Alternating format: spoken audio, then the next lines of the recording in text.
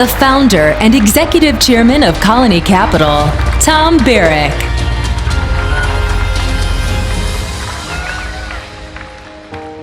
Wow, this is a wow. But I have to tell you, I feel like the anchovy on Ivanka's Caesar salad. I know you're salivating for that and you're going to get it. But before I start, I just have to tell you a funny story. I was driving over here, and for sure I was a little bit nervous. So I picked up the phone, and I have a great uncle in Beirut who's an unbelievable international lawyer and an orator. So I called him up and I said, "Uncle, you've got to help me.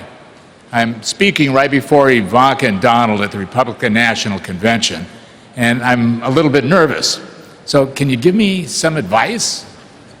He said, "Why would they have you?" I said, "No, that's not exactly what I need. I need to be pumped up. I'm nervous. I need some confidence. Don't do this to me." So, okay. Give me 2 minutes and let me think. He says, I've got it. You're just like a deceased at an Irish wake. I said, "You mean I'm that good?" He said, "No, you need to be there to get things started, but nobody really expects you to say very much." So with that,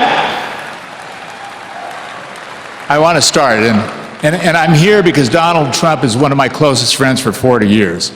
And I'm the son of a very humble Lebanese grocer from Culver City, California. Where's California? Yes.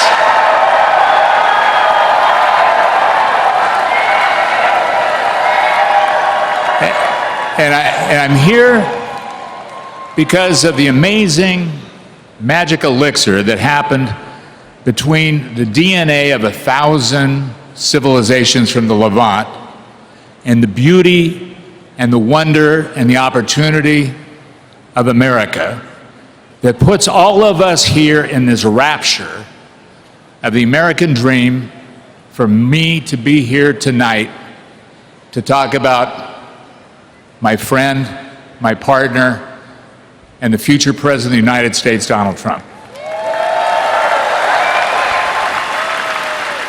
But what I'm going to do is something different. And you're going to hate me for it because you're not going to hear one negative thing out of my mouth.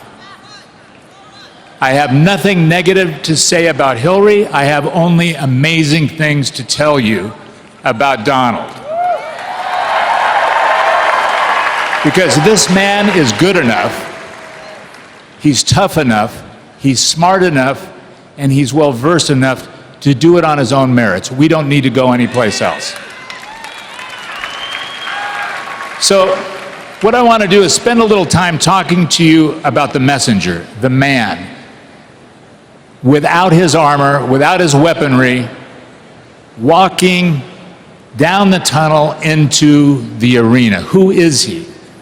What is he made out of? So if we start, an easy place to find him is in his children. And you've all had the great opportunity to see his kids over the last couple days. What do you think of that?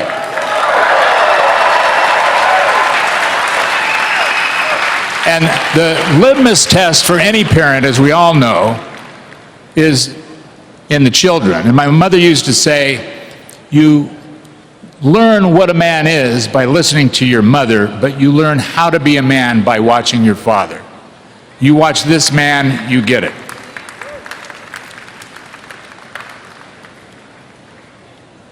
Those of us who are married or have a partner understand that the best reflection on us is our wives. In my case, for sure, it's my wife, Rochelle. And in Donald's case, for sure, it's his wife, Melania. And Melania, I want to tell you, on behalf of the 10,000 people that are in this stadium and the 50 million people who are watching, you are a timeless tribute to beauty, grace, and elegance under pressure. You're amazing.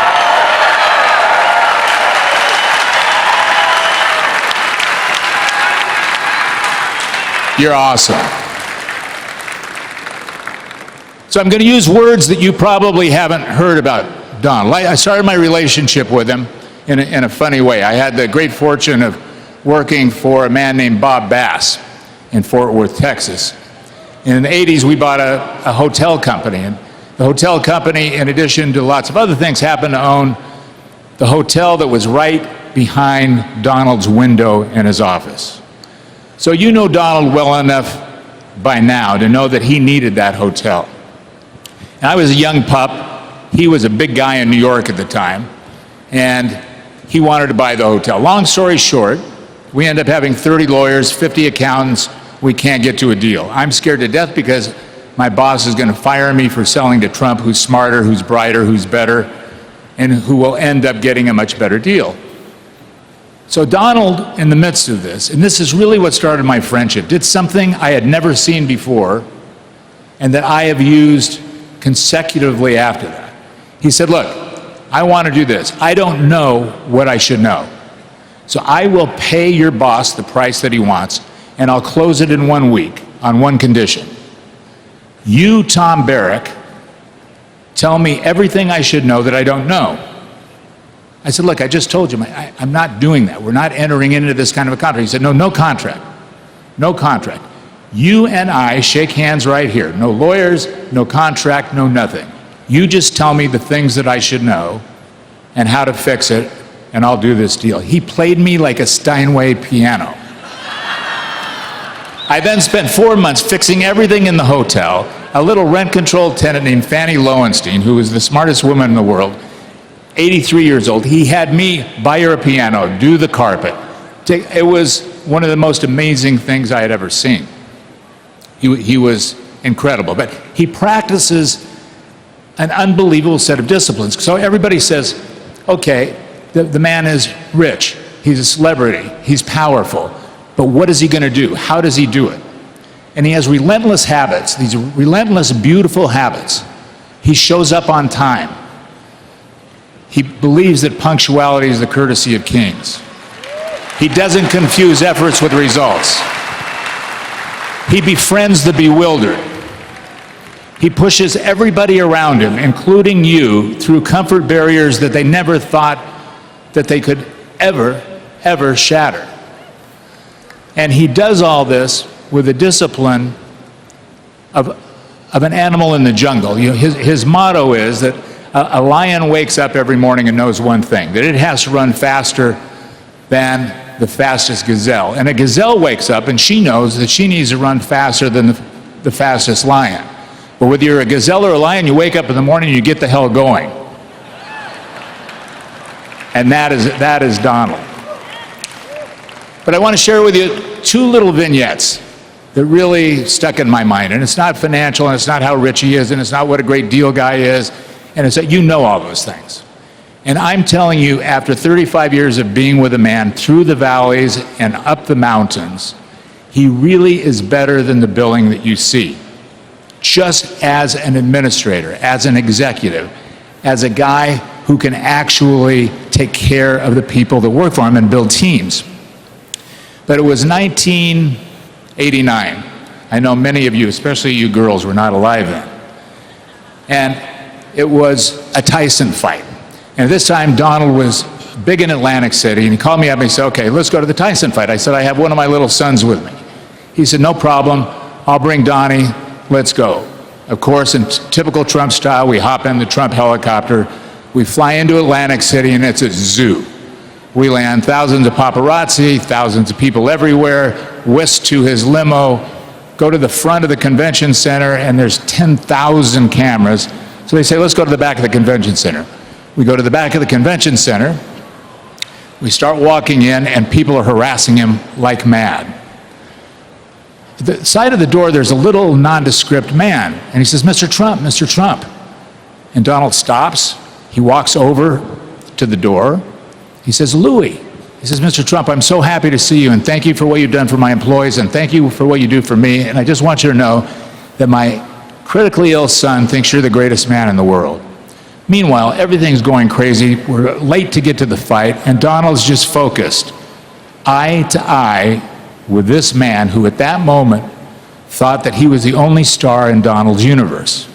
He said, Louis, I'm not the greatest man in the world, you are. So we take the kids, we roll in, it's 5 minutes to the fight. I think it was Tyson's Holmes, probably lasted 4 seconds. I can't remember, it was one of Tyson's longer fights.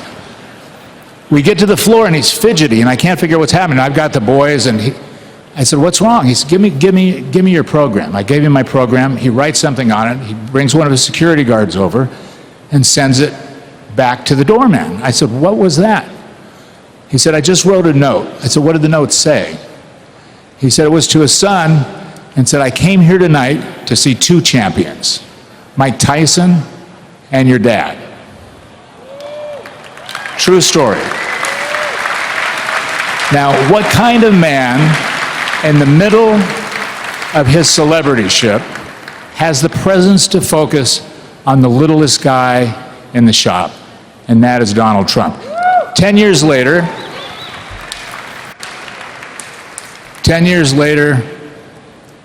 one of the greatest men in Donald's life passed away, Fred Trump. And the funeral was being held the night before at the Frank Campbell Funeral Hall, 82nd and Madison. So Donald called me up and he says, I can't stand it. I'm going to go over early. Why don't you come over early with me? I said, fine. We get to the funeral hall and we're sitting as kind of, two middle-aged guys that go through that debate when your father leaves of what's the difference between relevancy and mortality, right? That loss where you're really questioning what's important and what's not important, and it's not about money, and it's not about power, and it's not about stuff, and all of the agony that you have with your father at that instant just evaporates, and you're sitting there with something. So we sat there just kibitzing, musing, and I said, how do you feel? He said, well, I'm thankful that I have my dad's strength and my mom's sensitivity, and all I want to do is leave the legacy of the Trump name that they built brick by brick a little bit better than I found it. He's done it. So look, we're at a tipping point. The world is a mess. This necklace of globalism that we've all talked about has crumbled and shattered into 1,000 shards. It needs a jeweler to take each of those jewels one by one, starting with America, its own diamond, and polish it. Then slowly find that seamless strength, put them all back together so that what we look at is the necklace of prosperity and tolerance around the world. So we've been on an adventure, and people say, wow, Donald Trump, it's like a Mishnah tale. From businessman, celebrity, father, to potentially president of the United States. And I say to you, it is a tale. But it's up to you, all of you tonight, to unite in one pen, one hand, and make once upon a time, once upon this time.